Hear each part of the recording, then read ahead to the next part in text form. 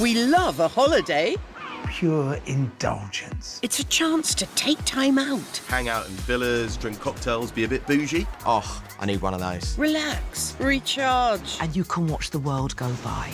It's fantastic. Whether we're jetting off to foreign climes Tiny little bit of paradise. Great hotel, lovely food.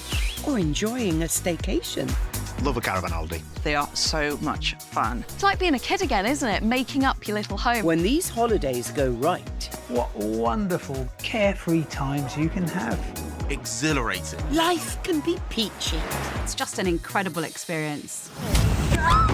But when things go horribly wrong, you'll be all at sea.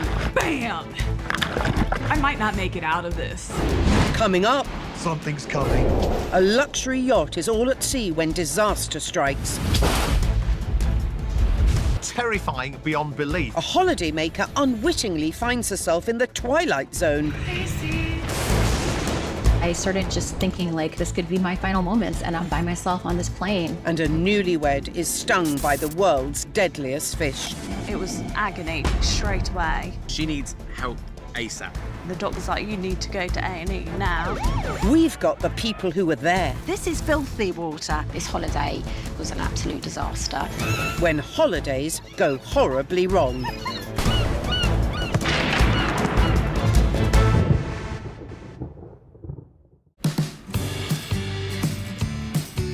You've made it through check-in, security, the dash to the gate, and managed to keep hold of your luggage and your sanity.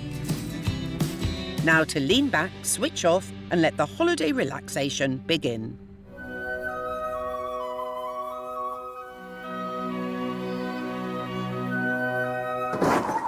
No! Bang. Crash. What are the chances of a catering truck slamming into an aeroplane? I hope they've got insurance.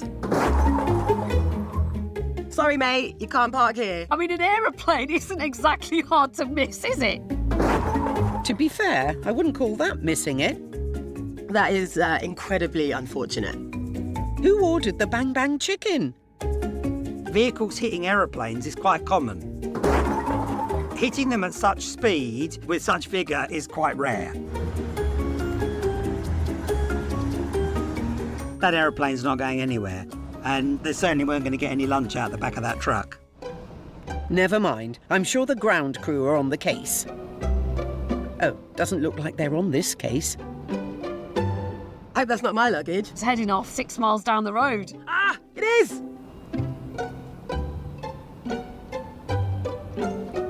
Come back! And I can't help imagining a little face on it and arms going, woohoo! And it starts to travel all on its own. It's found its freedom and it's off. Nothing can stop me now. Where did it come from? Looks like a Dalek from Doctor Who. I was very impressed by the way it managed to stay upright. And it's just moving so gracefully. It's like a ballet. I love it.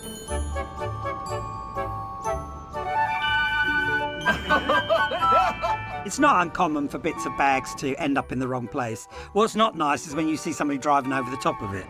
Luckily, this suitcase made it to freedom unscathed. But even if you and your luggage make it to your destination intact, you might have to fight to get hold of it at baggage reclaim.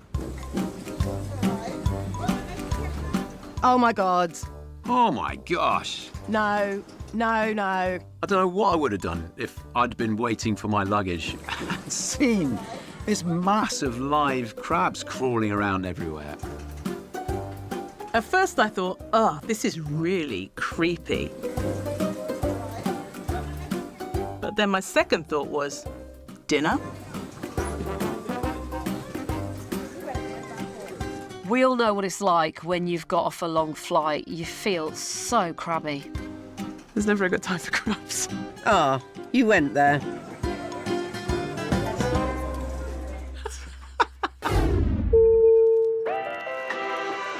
Jetting off on a honeymoon is the most important holiday you'll ever have. And like any other bride, Amy was keen to get it right. Our honeymoon for us was just as important as wedding. So it was like massive, and it was a once-in-a-lifetime holiday. With couples spending thousands on their first trip as newlyweds, compromise is key. I love swimming, snorkeling, but Callum, he wanted somewhere where he can go out and experience the culture.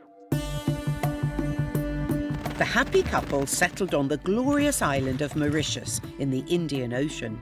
Mauritius literally is the honeymoon's dream. It is fabulous. They call it the jewel of the Indian Ocean. Mauritius is all that and more. Food is amazing. The people are the most friendly. Perfect beaches. It was everything we wanted. I've dived off the coastline of Mauritius.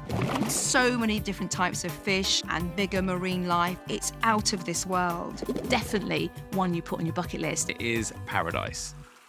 Their heavenly honeymoon lived up to expectations. The hotel was absolutely incredible. We had a swim-up room, so you just got your own pool. It was amazing. Day after day of luxury, relaxation, just having this very five-star experience, really. We were just on cloud nine. Perfect honeymoon. Amy and Callum were living the dream.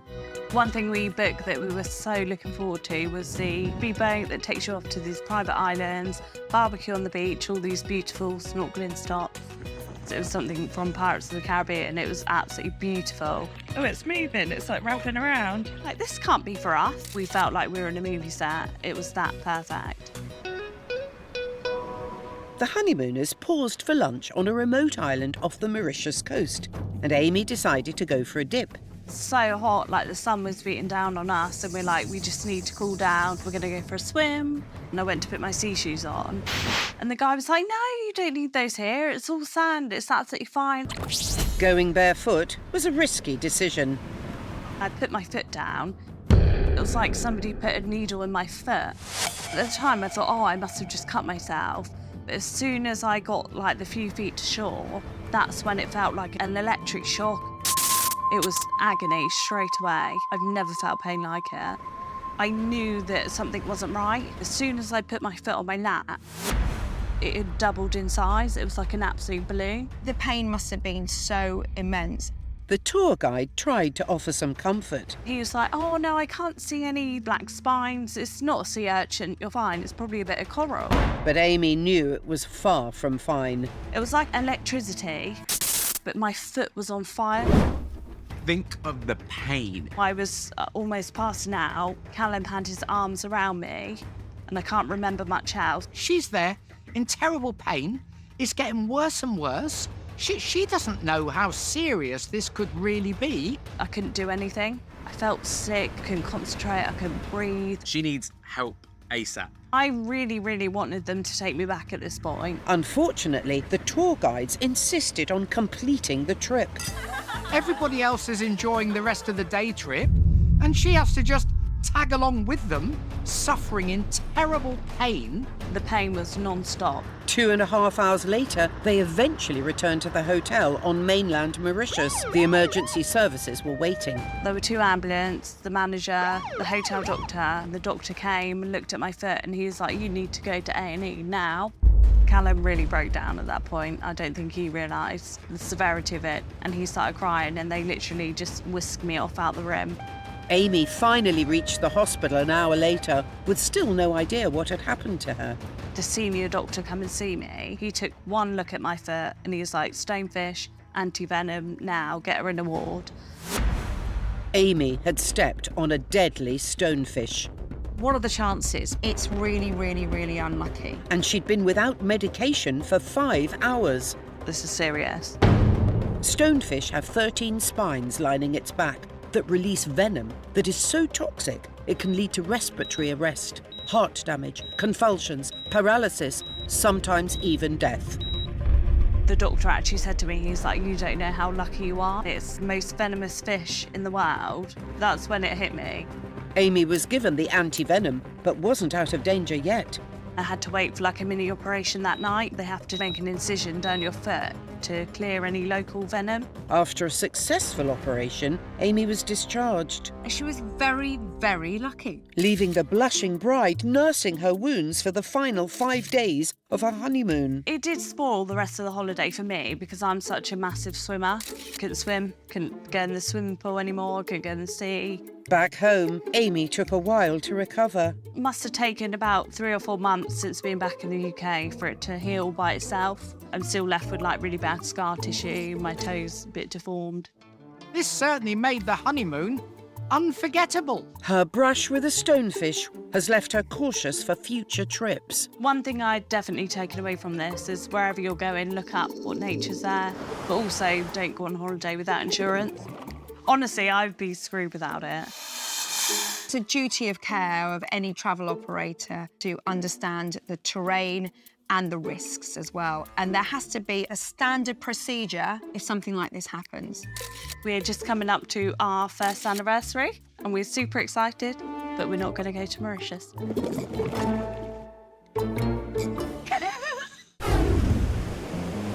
Now, perhaps the only thing more glamorous than holidaying aboard a cruise vessel is cruising aboard your own vessel. But most of us can only dream of living the life of the seafaring super-rich. If you're in a position where you've got your own luxury yacht, well then how lucky are you? This is the creme de la creme of cruises.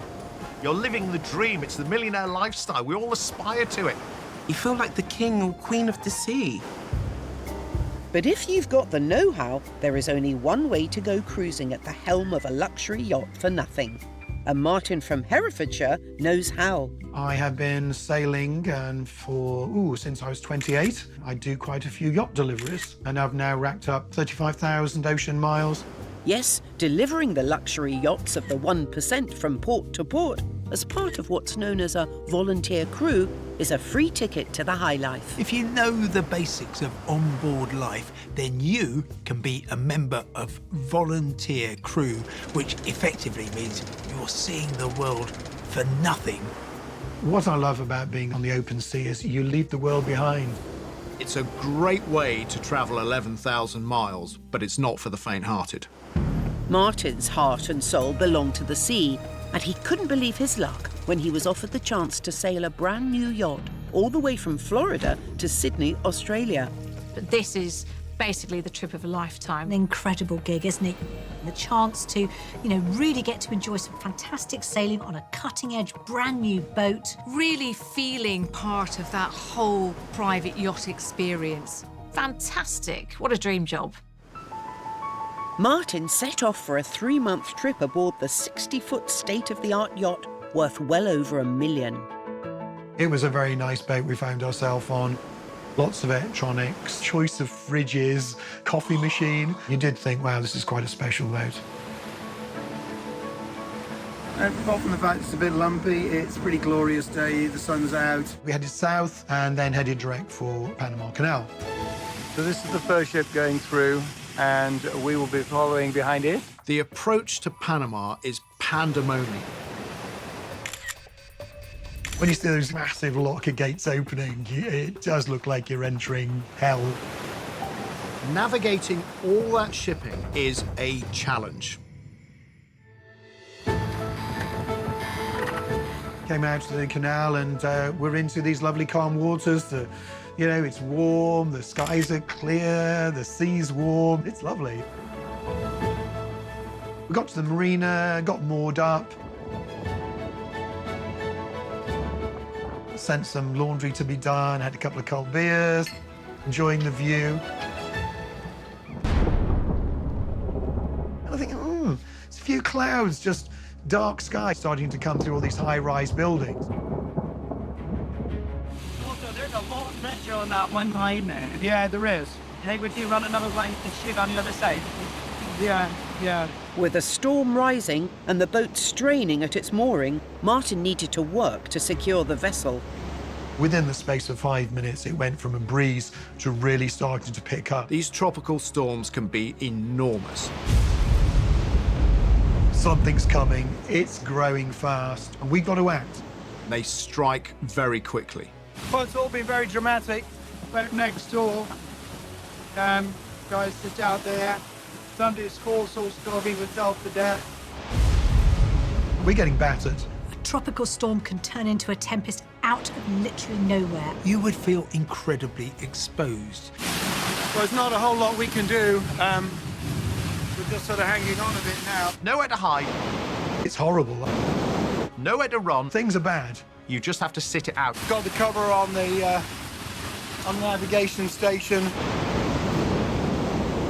The size of the waves even in the marina were probably up to 1.5 meters, 2 meters. A yacht is a very small vessel, and it is more susceptible to the elements. Even if you were on shore in a big building, you would feel a little bit apprehensive. Yeah.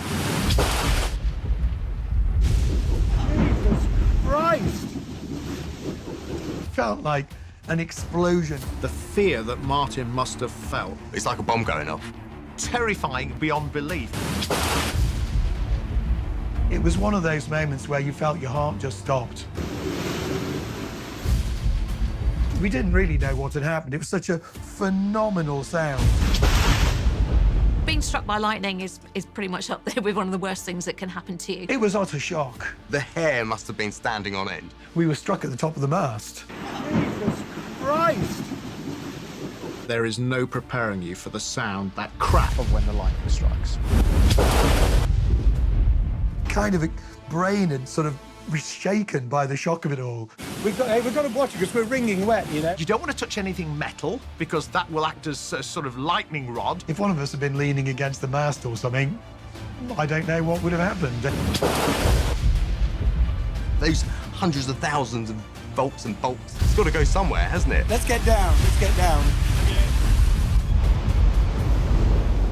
Martin and the crew made it below deck and somehow survived, waiting it out in the safety of the cabin. They are very lucky. Not many people walk away from that. The crew may have been unscathed, but the yacht was not, and Martin's dream trip was thrown into uncertainty. It must have absolutely fried that boat. All the kit on top of the mast, gone. We couldn't get the coffee machine going. We couldn't do anything. The damage to the boat's electrical system was so extensive that it would take 3 months to repair, and Martin had no choice but to jump ship and fly home. All that time planning the trip, well, the trip kind of had to end there. Heartbreaking, really. Martin may have lost his dream voyage, but this salty sea dog has at least gained an electrifying yarn. Everybody gets to survive being struck by lightning, so, hey, you know, we were there, we saw it, and we lived to tell the tale. For me, I would not ever want to go back out then. It was an incredibly close call. But he handled it really well. While caravan holidays can be about rugged, going it alone in the great outdoors, for those after a few more creature comforts, there's the caravan park. The joy of going to a caravan park is you've got that space that's kind of outdoors. There's a bit kind of camping vibe. So you can get caravan parks at a really low facility, right up to your all singing, all dancing holiday parks. Static caravans for me are absolutely stunning. There's everything you could possibly want. And you don't have the stress of having to drive there. You want to go somewhere where you could just switch off, the kids can make new friends. And for busy mum Ashlyn, it was the perfect holiday option. Last summer, I was looking to book a holiday for me and my 2 sons and my mum. We opted for a caravan holiday. It's all enclosed, so it's all very safe within the campsite. And you could just chill. Well, we were really looking forward to this trip in particular because I just found out I was pregnant with my 3rd child. Excited about the new arrival and their holiday, they set off. The drive to Dorset may have been long, but the weather was promising, and they arrived ready to enjoy all the park had to offer. That is, until they got there. I was completely shocked to see that the whole caravan park looked like it was underwater. You've got this vision of this kind of euphoric caravan park, and then you turn up confronted with that. And you haven't even gotten out the car yet. I couldn't quite believe my eyes. The colour of it was very murky and brown. I mean, that would be horrible, wouldn't it? They've gone there thinking they're going to have a lovely holiday, and this is what they're presented with. Awful. A single downpour of heavy rain in the Dorset area had seemingly caused chaos at the park. Ashlyn headed to check in, full of misgivings. The staff just recommended us to go to our caravan and that everything would be taken care of within an hour or 2. But when they got to their caravan, things went from bad to worse. Horrifyingly, the family's caravan was surrounded by even deeper floodwater. This is filthy water. I couldn't think of anything worse. Underneath the surface Well, it just must be quite gross, right? Oh my God, it is so deep. I open up my door, and the only way I can get to my caravan is to take my shoes and socks off. Oh, disgusting. Roll them up to your knees. Oh. The thought of it just makes me literally want to curl up in a ball. I'd have just turned round and gone home at that point. Look. And then my children and my mum let me just try and figure out how we're actually going to get into this caravan safely. Disgusting. Horrible, horrible things that you do not want your children wading through, or yourself. This is ridiculous. As I was trying to bring the luggage in, my 7-year-old did try to help. And unfortunately, he slightly nicked his foot. So not only now am I trying to deal with a 3-year-old, I've got my 7-year-old with a cut on his foot that I'm also really worried about. I was already feeling that this holiday was an absolute disaster. After an exhausting day, the family decided the best thing they could do was get a good night's sleep. So on the morning of day 2, I opened the door of the caravan and the water was all still there outside. It was just disgusting. As I got to the reception, I saw a really long line. I heard from someone in the queue that this caravan park had actually flooded before. After this experience, I've been completely put off going on another caravan holiday. We didn't receive any compensation at all for the days that were missed, so it definitely won't be something that we'll be booking again. And it's not just Aisling whose caravan holiday has been a total washout. Seasoned caravanners Anita and Steve from Bristol saw it all during a weekend break to Cornwall. This particular weekend, we aimed to go to Loo. The weather at the time in October, it was quite nice. It wasn't that bad. The couple aimed to stay at one of the regular caravan sites that they holiday at, where both Anita's sister and mother permanently kept their caravans. But as they arrived, there was a shift in the weather. The weather had started to change a little bit. It started to drizzle and the wind was picking up. They say you make a plan and then God laughs. That's what it is. And Mother Nature just ruins everything. A storm was rolling in, right on top of the caravan site. It was about 11:30. The winds had really picked up badly, and it was getting worse and worse. It was really noisy in the caravan. It was starting to shake. You could hear the awnings flapping about and everything. But it is pretty scary. The noises, everything sounds much, much louder when you're in a caravan. So Steve made the decision that we were going to sleep in the van instead of the caravan. Even at this point, we didn't realise quite how bad it was. But for Anita, the cramped van felt even worse. I got a bit frightened in there and decided to go back into the caravan and sleep in there on my own. Big mistake. It was horrendous, the noise. It just feels like that rain is thundering down on you. It must have been so scary. I was absolutely petrified in the caravan on my own, wondering if the awning was going to take off or so it was going to come flying through the window. It's quite frightening. At about 4 o'clock, it had woken me up as well. It was really bad, blowing really, really heavy. You're out in the elements. The wind is coming at you.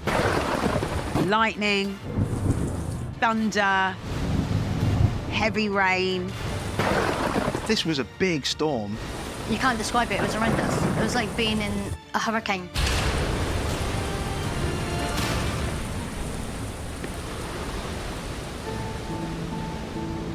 As morning came, the storm gradually eased off and Anita and Steve ventured outside. The scene that greeted us, it was horrendous. It was like the end of the world. Oh my God, look at them. Jeez. And looking just across the site, it was just mayhem. The windows were gone. There was just debris everywhere.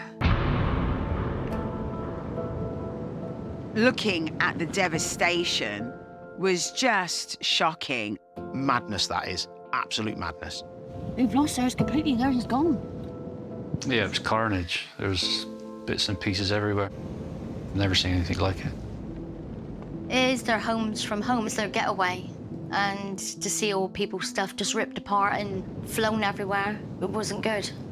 Anita and Steve decided that even though the storm had passed and both Anita's mum and sister's caravans were still standing, it was time to draw their holiday to a close. They have since had time to reflect on their close call.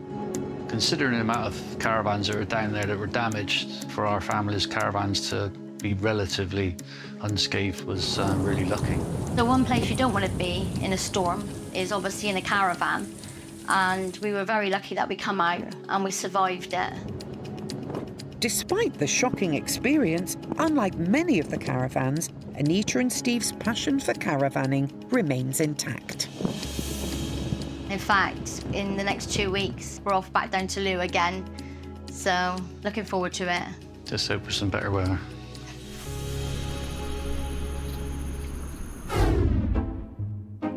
After enduring 11 months of the stresses and strains of hard graft, most people like to look forward to a holiday where, for 1 or 2 weeks, work becomes a distant memory. For Jason, a warehouse manager by day, it was no different.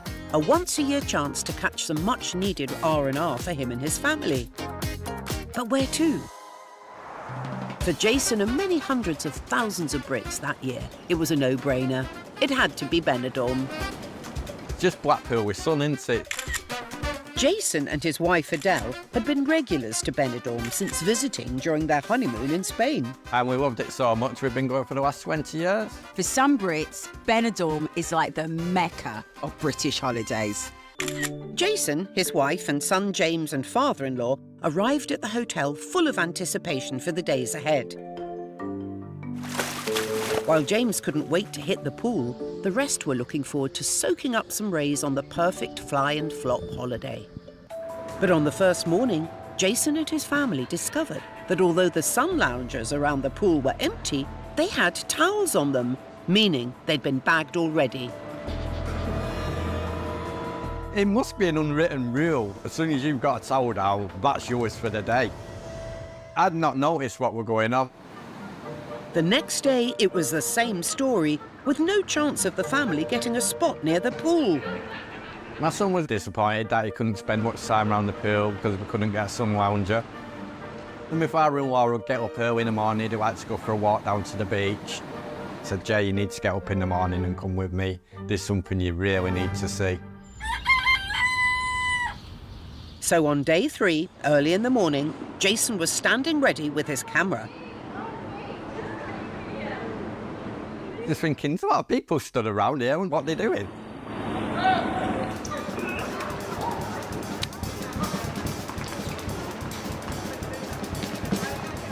It was like the Olympics. On your marks, get set, go.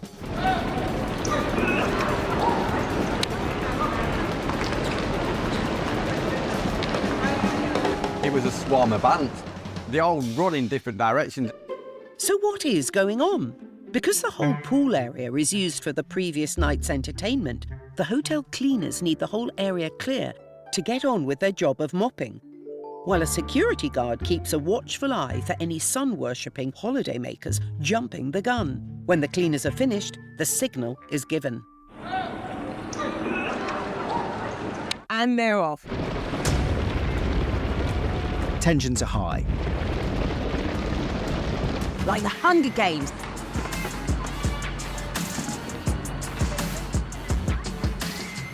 Back off. That's my spot.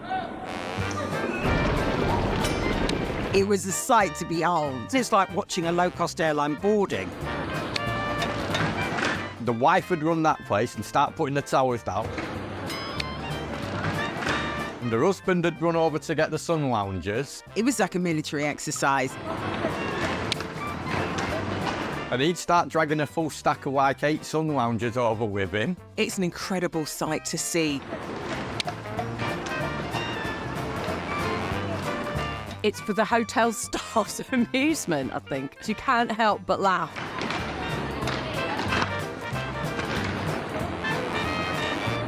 It's absolute mayhem.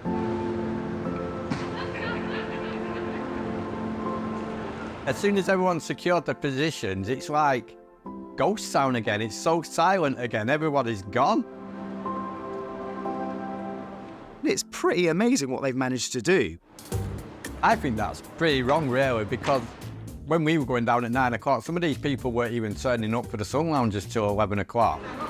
Angered by this daily Sunlounger dash, Jason uploaded his video onto social media to warn others. If it was a video like mine, it would have probably put me off booking the hotel.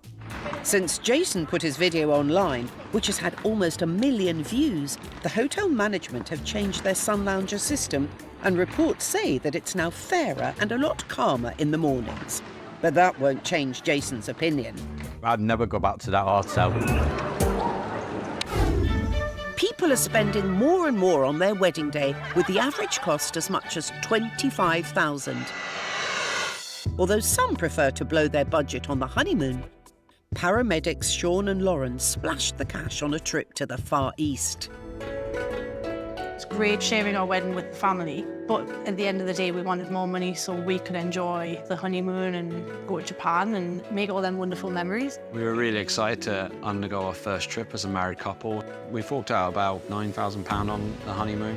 The plan was 2 weeks away in Japan, visiting big cities as well as some smaller rural places. The thought of going to Japan, you think the fantastic food, the great landscape, the skyscrapers, the culture. For somewhere to build memories, oh, it's perfect. And when they arrived, Japan didn't disappoint. Everything was just amazing. They did it all and they had the best honeymoon. But on the final day of the honeymoon, that all changed. The travel company got in touch with us and did tell us that there's going to be a typhoon. It won't be too bad, just go to the airport early, because normally the typhoon will blow through and then the airport will reopen later on and everything will be fine and hunky-dory. Climate-wise, Japan is in the firing line for typhoons. You have high sea surface temperatures. You are in a zone where the atmosphere is really unstable. The time we were going, they'd literally just been a typhoon about a week or two before we went, so we thought, oh, well, we're going to be unaffected. At the airport, the typhoon was nowhere to be seen. Just a cloudy kind of day, no worse than any sort of normal day down South Shields. So you think, oh, God, yeah, it's fine. We're heading home. It may have seemed like an ordinary day, but the airport staff obviously knew what was coming. Then they started sealing all the doors off. So then once we were in that building, that was it. We were in that building for the storm. It started to rain really, really heavy and the wind started picking up. And then we started hearing a few clatters and bangs, didn't really think any more of it. It was lunchtime and Sean had gone looking for supplies. While I was stood getting food, there was just this almighty shattering sound behind us as like kind of glass had fallen. That's when all hell broke loose. When the window started coming in, I didn't know where he was. The phone signal had been cut out, so we couldn't even text each other. Just felt like the building was coming in around us, and I was like, where is he? Why is he taking so long? Passengers were being showered with glass, and Sean's training kicked in. There was a guy who was walking with blood coming from his leg. We had taken the first aid kit with us, so I applied a dressing to his leg. Once reunited, the honeymooners looked for a safe place to hide. We hunkered down in a corner by the elevator and just watched. The roof just shuddered. You could see the wind coming in horizontally and blowing rain and seawater in with it. It's windy, it's noisy. And to see the window actually fly off was a very big shock. Disaster is happening right before their eyes. The air turns incredibly sinister and violent. Trees were practically falling down. The rain was just going sideways at this point. It turns darker. The noise must be incredible, just from the strength of the wind, the lashing of the rain. It literally looked like the end of the world. The staff were quite frantic at this point. I was feeling really nervous. They were trapped. It was like being in a wind tunnel. As quickly as it came on, it just seemed to go quiet. It seemed to stop. The sun comes out, the air turns quiet, and you think, oh, that's over. It's called the eye of the storm. Within the next 5 minutes, it started back up again. The wind was blowing again. The rain was hammering down, just in the middle of hell. Hit the eye wall, which is pretty much a solid band of cloud and rain, and that's where the strongest winds are. The wind reached about 200 miles per hour at some point. That annihilates everything in its pathway. Where do you hide? Where do you go? Thankfully, half an hour later, the storm passed and they headed to the terminal. The terminal was in darkness. There was no power. Clearly, we're not going to be getting on any planes at this point. Then they discovered the extent of the destruction. Part of the roof on the opposite building had actually been ripped off entirely. Everything around, there was just devastation. You could hear all these helicopters circling. And that's when we found out that the bridge had been taken out by a tanker. The airport is situated on a small island offshore, and the connecting bridge was out of action. Then we realised we're stuck. We're definitely not getting off this island. What on earth are they going to do? With nowhere to go, they grabbed the last room at the hotel. The only hotel room left was one of the most expensive ones, which was £300. So what we'd gone through, all the ordeal, I think we just wanted a good night's sleep. The next morning didn't bring any good news. The airport was completely destroyed and there'd be no flights whatsoever. Closest airport was Tokyo. So now we had the mission to go from Osaka to Tokyo. The cost of their unexpected stay was racking up. That train alone cost us £200 each. In the end, it cost an extra £2,000 at the end of the honeymoon. I just wanted to go home at this point. I'd had enough. On reaching Tokyo, they discovered the full horror of this ferocious typhoon. Put the news on. Showed the footage from all across Japan, including Kansai Airport, where we'd been. Devastation was all over. 17 people lost their lives, and over 600 were injured in this savage storm. Not only were they hit by one of the most powerful and deadliest typhoons in Japanese history, they actually got caught by the eye as well. We kind of realised how bad that typhoon had been and how kind of lucky we were to actually still be in one piece, being in the centre of it. They were lucky to get out of that alive. Despite being caught in Japan's worst storm for 25 years, it hasn't put them off. Japan was just the best start to our marriage. It was a fantastic holiday. It definitely didn't put us off wanting to go back and wanting to explore even more of the country. Just maybe next time, not in typhoon season. I think if we can survive a typhoon, I think we can survive anything as a married couple. That really is what you call a whirlwind romance. And their catastrophic honeymoon has brought them a moment of joy. Out of the storm, a little miracle was born. Found out I was pregnant a month later after we arrived home. With long-haul flights making global travel so easy, holidaymakers have got more adventurous with their holiday destinations. Aeroplanes really are the most amazing invention. Aviation has opened up so much of the world. An aeroplane can take you to experience all these different countries and all these different cultures. And one destination often seen as a mecca for soul-searching backpackers is Thailand in Southeast Asia, which is now one of the most popular holiday destinations in the world, regularly welcoming more than 30 million tourists a year. Thailand is a joy to visit. Definitely a bucket list place for so many people. It has something for everyone. It's easy to get around, the weather's normally really good, it's cheap. The food, heavenly. And when you get there, you just feel like you're in paradise. And one holiday maker looking forward to a bit of paradise was Latsumi from Wisconsin, who is a regular visitor to Thailand's tropical islands. Good morning. I'm getting ready to catch a flight to Koh Samui and then catch the ferry to Koh Tao. Having travelled around the north of Thailand, Latsumi was now making her way to Thailand's islands in the south to meet up with some friends. That morning, I was expecting to be a pretty straightforward flight. This flight goes back and forth from Bangkok to Koh Samui several times a day, and usually it's like jam-packed full of lots of backpackers, things like that. So I figured I'd book business class just to give myself a little more space, a little more time. You know, it was a little treat for myself. Business class, that's the ultimate way to fly, isn't it? You get drinks and everyone's so nice to you and you feel really special. You feel like you're in this luxurious environment compared to what's going on behind. You say that, but it's not exactly a luxurious business class. There's about 6 rows in the front, and all it is they take the middle seat away. Basically, you just don't have someone sitting right next to you. Still, having splashed out an extra $25 on her ticket, at least Latsumi had the added bonus of boarding the plane first. I felt kind of like, ooh, first person on the plane, kind of cool. I did get settled in my seat, put my headphones on, and just started checking my phone, basically texting my friends that I had gotten on the plane, just getting ready for my flight. But as Latsumi waited for the other passengers to board, something seemed off. I did notice that the flight attendant had shut the boarding door, and that's when I stopped, took my headphones off, and looked around, and I'm like, I'm the only passenger on this plane. Oh my goodness, I would just freak out. Being the only person there, that is a very weird thing to experience. Do I smell? Why is no one on this flight? Is this some kind of joke? It's a bit like being in a horror film. I distinctly remember looking at the flight attendant that was standing in front of me, and I was like, we don't have to go. Like, if it's just for me, like, we don't have to go, because like, I don't want to waste like a whole flight. And that's when they explained to me that the flight would still go just because there were passengers that they needed to pick up in Koh Samui.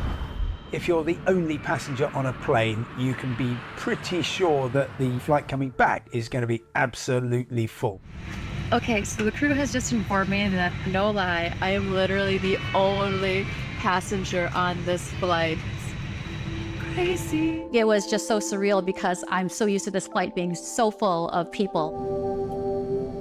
Once we were at a safe cruising altitude, I asked if I could dance around the aisles. So I was like just filming myself dancing around. It's probably never gonna happen again, so why not make the most of it? In the background, it's just row after row after row of just empty seats. So I thought that was a really cool souvenir. But a change in the weather meant that Latsumi's initial excitement didn't last long. Well, we are now circling the island of Samui, waiting for a good time to land. I looked at the time and realized as the plane was circling around the island, I should have landed probably half an hour ago. They hit bad weather, and her whole demeanor changes. The turbulence started happening. The plane was going up and down. I was sitting in my seat, buckled in, just kind of white-knuckling it. They're flying in the tropics, where storms can get quite lively.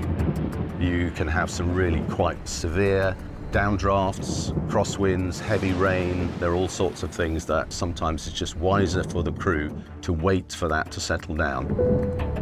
The turbulence was getting really bad. All the flight attendants had to take their jump seats and get buckled in. When the captain says keep your seatbelt fastened, they mean it. Turbulence does injure people. With the crew safely strapped in and no other passengers on board, Latsumi started to feel very isolated. I really started to freak out. She's on her own. She's got nobody to share that experience with. Normally, you know, when you hit those kind of bumpy patches of air, you got your partner or someone sitting next to you, you kind of, you know, clutch their hand, look in each other's eyes, and I'm just sitting there with these dimmed lights, like, alone. It was a really, really scary experience, for sure. You are the arbiter of how worried you should be, and that can actually increase your anxiety. Your imagination of what could possibly happen on this flight must go into overdrive. Going through the clouds, it's like pure white. You look out the window, you can't see anything. Plane is going up and down. You're getting that really belly drop feeling. It's my worst nightmare. Still on this flight, as the only passenger, and at first I was a little excited. Now I'm feeling like it might be Final Destination. The turbulence is getting really bad, and I started just thinking, like, this could be my final moments, and I'm by myself on this plane. I was just really, really praying and hoping that the plane would just land. But with fuel starting to run low, time was running out to land the plane. The pilot came on over the intercom. He's like, lady, if we can't find a way to land, we're gonna have to go back to Bangkok. Flying through turbulence and not sure whether you're gonna land or not is definitely one of the scariest experiences of my life. Having no one else on that flight to go through that experience with would be quite terrifying. Thankfully, with only moments left to spare, there was a break in the weather and the pilot was given the all clear to land. Finally, the plane broke through the clouds. I was able to see the island of Koh Samui, and I was elated, so excited. The landing was a little bumpy, but not as bad as I was expecting it. The plane finally stopped, and I was able to deplane. I really wanted to, like, you know, obviously say bye to the flight attendants and thank them, but I couldn't get off that plane fast enough. Just get me off this plane. After Latsumi's unique but terrifying flight, there was one saving grace: no queue at luggage reclaim. The solo bag coming out of baggage claim. It was just really, really funny to see my one lonely suitcase come rolling out of the baggage claim.